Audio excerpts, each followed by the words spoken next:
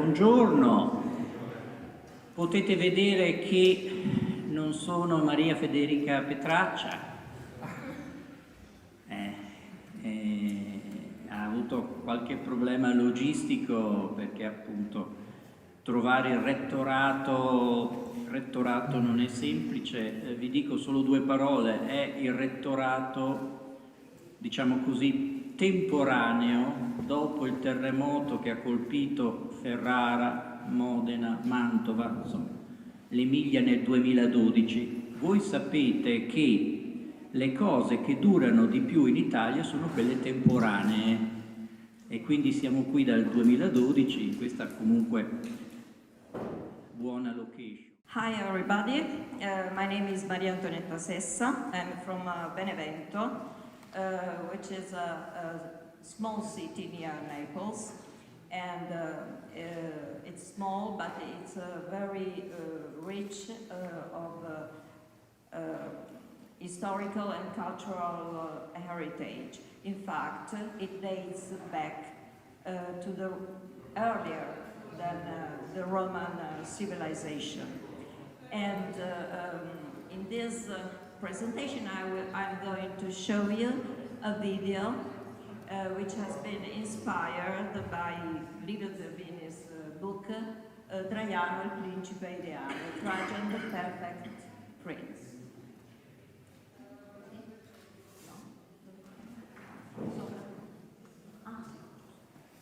Okay, the video Trajan, the ideal prince, is part of a larger project, and its target is students, teachers, but everybody who is interested in the history of ancient Rome, and it's part of a wider project, and the final product of this project will be a website which is planned as a repository of educational resources in Italian and in English.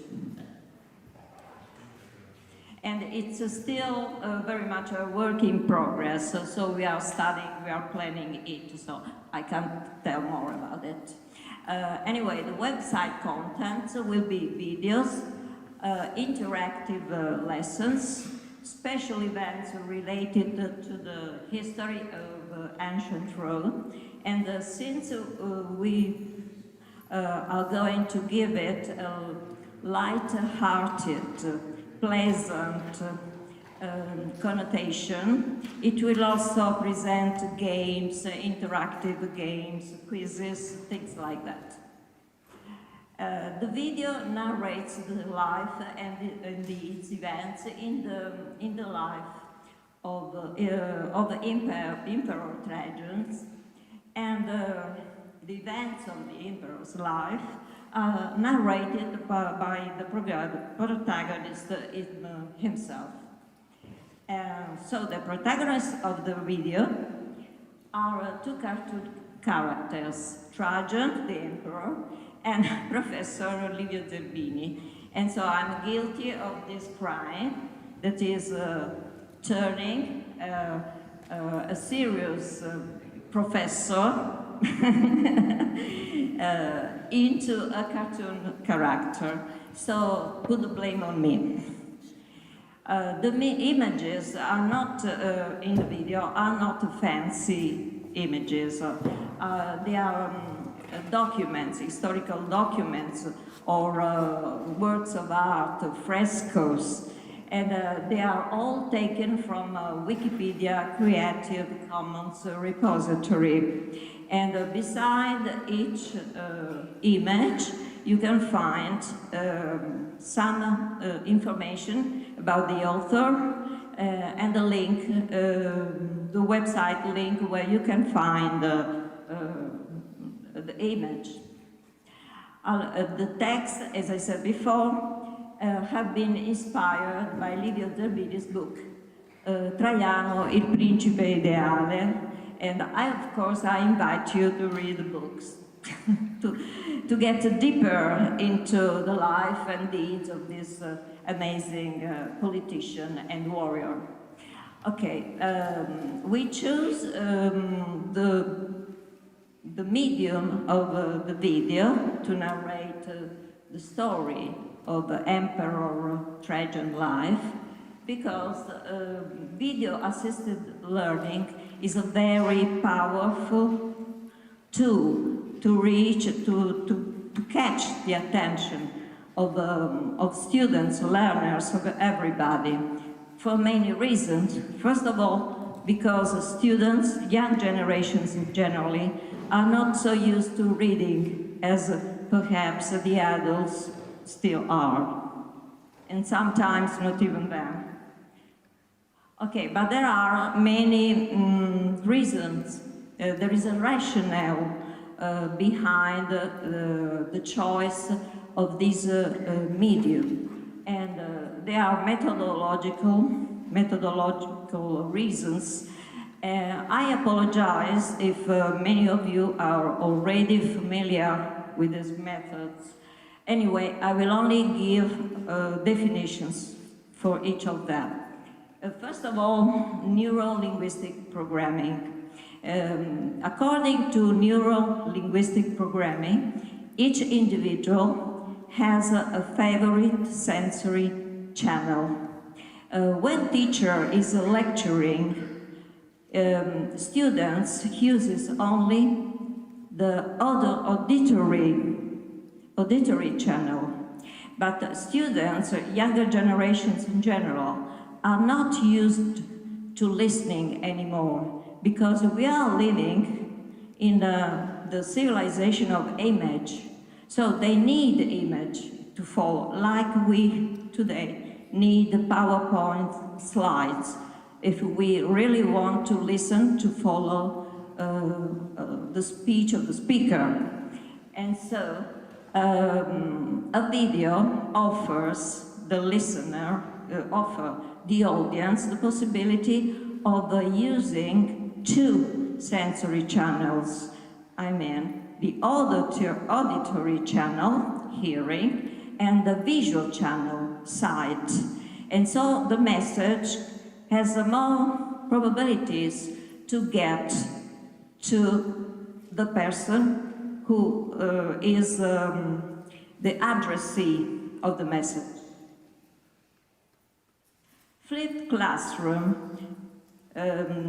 High school teachers and scuola media teachers know this term. I don't know if academic teachers know it. Anyway, it's a very powerful strategy. In a very few words, it means that students can follow, can get more motivated to listen, to understand, to be curious about the topic, if the day before the lesson are given an outline, are given some information about the topic. And this is due to neurological reasons, because as we know, learning is actually creating new synapses. And it's easier for everybody to create more learning, new synapses, is the new synapses can attach to pre-existing ones. Okay. So what happens in flipped classrooms? It happens then the teacher gives students a task. Generally, the favorite task for students, of course, is watching a video in which there are some basic information about the topic. Gamification. Guglielmo yesterday talked about gamification and why it's so effective. It's such an effective strategy. Actually, it seems that people make use of their potentialities, their energies, their attention much more when they are engaged in activity, in playful activities, when they are engaged in a game, much more than when they are engaged in a routinary task. And so this is the reason why many learning teaching activities during the last times have been devised, planned as games instead of academic tasks. Okay, CLIL. Yes, no, I finished. CLIL is another new strategy, not so new anyway. It means it's an acronym of Content and Language Integrated Learning. It means that a foreign language is taught by teaching a topic which is not the language itself. In other words, the video is in English, and the listener, the person who watches the video, not only learns about Trajan history, but also improves their English. And so two goals can be attained by just a tool, the video, I mean. And so I finished. And the video you are going to watch is a shortened version of the video, of the original video, which is 15 minutes long. And so this video will last only 5 minutes. And so I leave the floor to Livio Tervini and his friend, the Emperor Trajan.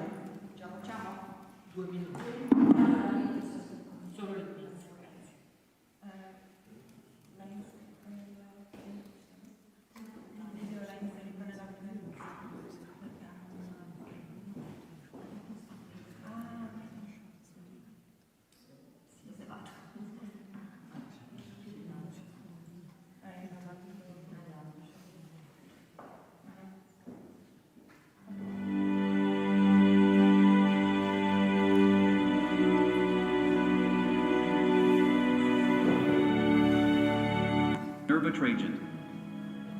Do you mind introducing yourself to our audience? With great pleasure. I was born on the 14th day before the calends of October, that is, September 1853 AD, in the city of Italica, located in the province of Hispania Baetica, today known as Andalusia. The aristocratic family to which I belonged was called gens Opia, and came from Umbria. My father, Marcus Oppius Traianus, was a senator. My father was elevated to the rank of patrician in 73 by Vespasian, who entrusted him with the government of the Roman province of Syria for about 3 to 5 years. Between the end of 73 and the beginning of 74, my father fought successfully against the Parthians, repelling an incursion by their king Vologases I. He was then proconsul of Asia in 79 and died before the year 98, before I became emperor. In the footsteps of my father, but maintained bad relations with the Senate, to the point that his last years were marked by continuous persecutions and executions of senators. Many historians are convinced that Domitian was most likely murdered following a conspiracy by senators. After Domitian's death, Nerva, a senior senator, ascended the throne. After only a year of reign, the People's Guard weakened Nerva's power, to the point of forcing him to nominate me as his heir and successor. They chose me because I was the most popular general of the time. Congratulations, Emperor. But my election was not what is called a walk in the park. Many senators would have preferred that Marcus Cornelius Nigrinus Curiatius Maternus, a general of Domitian who was governor of Syria, be elected. At that time, I was the imperial governor of Upper Germany. In fact, according to the historian Cassius Dio Cacciano, on October 28th of the year 97, while I was in my province, Nerva walked to the Capitoline Hill and sullenly adopted me. My most ardent supporters were Lucius Licinius Sura, an influential Roman senator, and Cornelius Nigrinus, who was also a native of Spain, belonging to the equestrian order. The Senate gave me the title of Caesar, the Tribunicia Potestas, and the Imperium Proconsular Meus, in addition to the consulate in 98 together with Nerva. I also assumed the victorious title of Germanicus. While all this was happening in Rome, I remained in Germany. Nerva died at the end of January 98, leaving me to take care of the empire. My accession to the throne marked an epical turning point. It was the first time that a provincial became Roman emperor. It was January 27, 98, and I was 45 years old.